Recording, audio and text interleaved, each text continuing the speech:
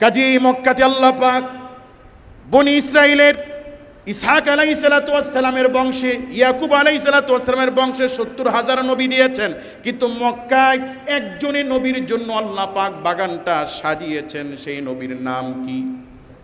মুহাম্মাদুর রাসূলুল্লাহ সাল্লাল্লাহু আলাইহি ওয়াসাল্লাম। অথচ নিষ্ঠুর মক্কাবাসীরা না বুঝে আল্লাহর নবীর সাথে এমন তীব্র থেকে তীব্র ভয়াবহ আচরণ করেছে, যার সর্বোচ্চ পর্যায়ের চূড়ান্ত ছিল আল্লাহর নবীকে হত্যার সিদ্ধান্ত নেওয়া। নাউযুবিল্লাহ বলেন।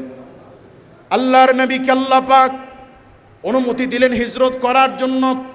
আল্লাহর প্রতি তাওয়াক্কুল করে তামাম সৃষ্টি জগতের সর্বশ্রেষ্ঠ মাখলুকাত, তামাম মানব গোষ্ঠীর মধ্যে সর্বশ্রেষ্ঠ পয়গম্বর, আবুল সমস্ত নবীদের শ্রেষ্ঠ নবী, ইমামুল মুরসালিন, খৈরুল বাশার, সমস্ত মানুষের মধ্যে শ্রেষ্ঠ মানুষটি আল্লাহর নবী সাল্লাল্লাহু আলাইহি ওয়াসাল্লাম হিজরত করে মক্কা থেকে মদিনায় তিনি রওনা করেছেন।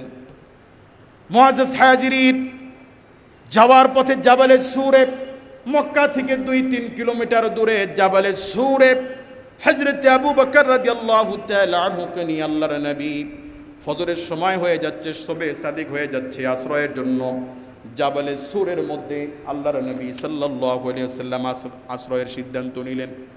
হযরত আবু বকর রাদিয়াল্লাহু তাআলা বলছেন, আল্লাহর রাসূল, গর্তে আমি আগে প্রবেশ করি, একটু পরিষ্কার করে নেই।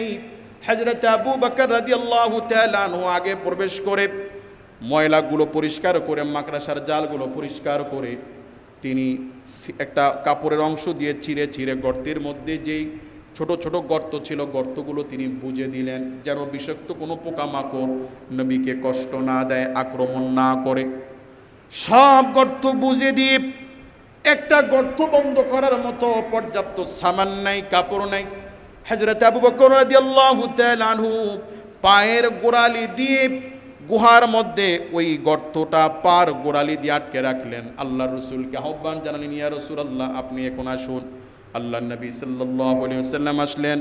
আল্লাহর নবী ক্লান্ত, হযরত আবু বকর রাদিয়াল্লাহু তাআলা আনহুর রানের উপরে মাথা রেখে আল্লাহর নবী তিনি বিশ্রাম গ্রহণ করলেন। সুবহানাল্লাহ বলেন।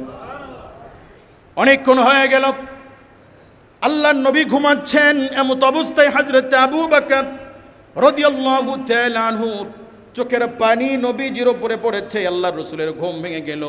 আল্লাহর নবী সাল্লাল্লাহু আলাইহি ওয়াসাল্লাম জিজ্ঞেস করেন, আবু বকর, তোমার কি পরিবারের কথা মনে পড়েছে? তোমার কি ঘর পরিবারের জন্য মায়া হচ্ছে? হযরত আবু বকর রাদিয়াল্লাহু তাআলা আনহু বলেন, ইয়া রাসূলুল্লাহ, কসম আল্লাহর, পরিবারের জন্য কান্না করি না। ইয়া রাসূলুল্লাহ, আমি আমার কাপড় দিয়ে, সেরা কাপড় দিয়ে সব গর্তগুলো বুজে দিয়েছি, বন্ধ করে দিয়েছি। একটা গর্ত বন্ধ করার মতো পর্যাপ্ত কাপড় ছিল না। আমি আবু বকর পার গোড়ালি দিয়ে ওই গর্ত বন্ধ করেছি। ইয়া রাসূলুল্লাহ, মনে হয় আমার সেই পায়ে কোনো বিষধর কোনো প্রাণী দংশন করেছে। হযরত আবু বকর রাদিয়াল্লাহু তাআলা চেহারা কালো হয়ে গেছে। আল্লাহর নবী ব্যথা সহ্য করতে না পেরে চোখ বেয়ে পানি পড়েছে। নবী সাল্লাল্লাহু আলাইহি ওয়াসাল্লাম লালা মুবারক হযরত আবু বকর রাদিয়াল্লাহু তাআলা আনহুর ওই ক্ষত জায়গায় লাগায় দিলেন। সাথে সাথে আল্লাহ পাক নবীজির মুজিজায়, আল্লাহর কুদরতে আল্লাহ পাক পাকে সুস্থ করে দিলেন। এই গুহা অবস্থান করা অবস্থায় কাফিররা এই গুহার কাছে এসেছিল, একেবারেই কাছে এসেছিল। কাফিররা বলছে সম্ভবত এই গুহায় থাকতে পারে। ভেতর থেকে নবী করিম সাল্লাল্লাহু আলাইহি ওয়াসাল্লাম এবং আবু বকর রাদিয়াল্লাহু তাআলা আনহু শুনছেন কথাবার্তা। আবু বকর রাদিয়াল্লাহু তাআলা আনহু থরথর করে কাঁপছেন, ইয়া রাসূলুল্লাহ, এই বুঝি আমাদের শেষ?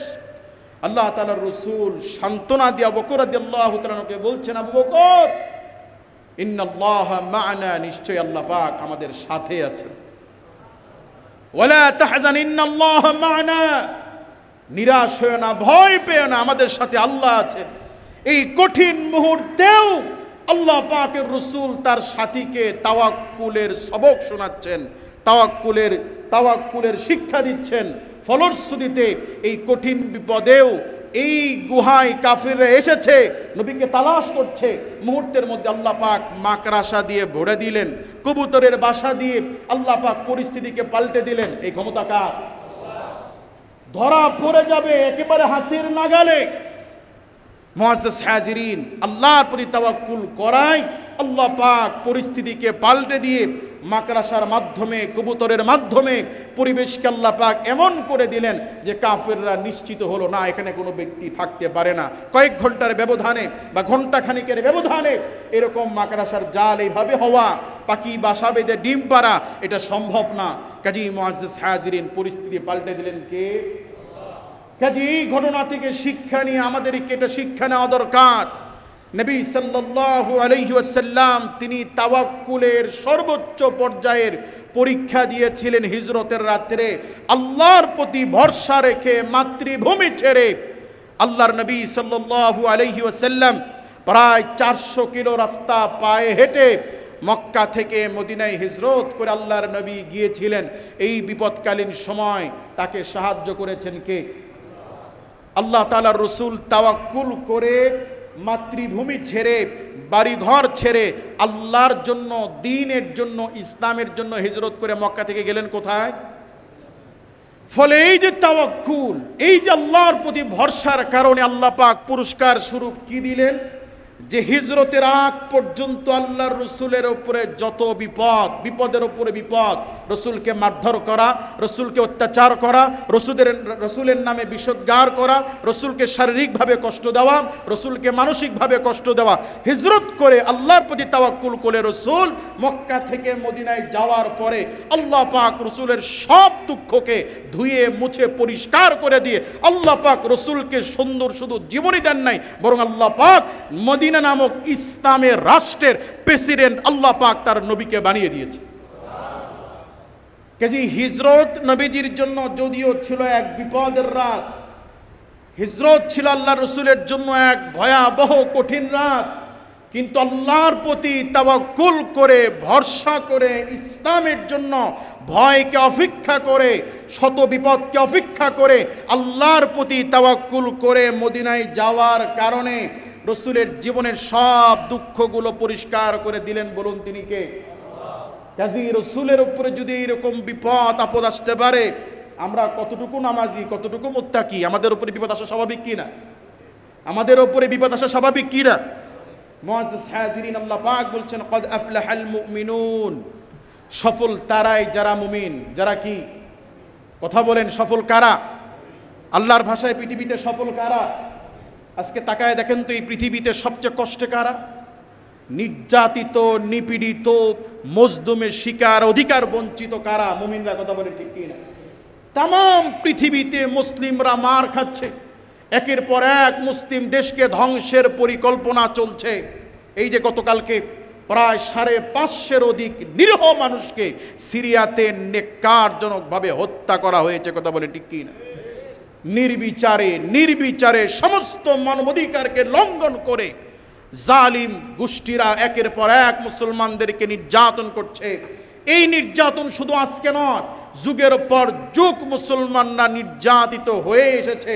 অথচ আল্লাহ পাকের ভাষায় ক্বাদ আফলাহাল মুমিনুন, সফল তারাই যারা মুমিন। যারা কি? কারণ দুনিয়ার কষ্ট ক্ষণস্থায়ী, দুনিয়ার বিপদ ক্ষণস্থায়ী, আখিরাত অনন্তকালের। কথা বলেন ঠিক কি না? কাজে এই নিগৃহীত, মজলুম, অত্যাচারিত জনগোষ্ঠী মুমিন মুসলমান সাময়িক বিপদের মধ্যে নিমজ্জিত থাকলেও স্বল্প কয়েকটা দিনই তো মৃত্যুর পরে আজরুন আজিম, সুবিশাল সম্মান, সুবিশাল জান্নাত আল্লাহ পাক মুমিনদের জন্য বরাদ্দ রেখেছেন। কথা বলেন ঠিক কি না?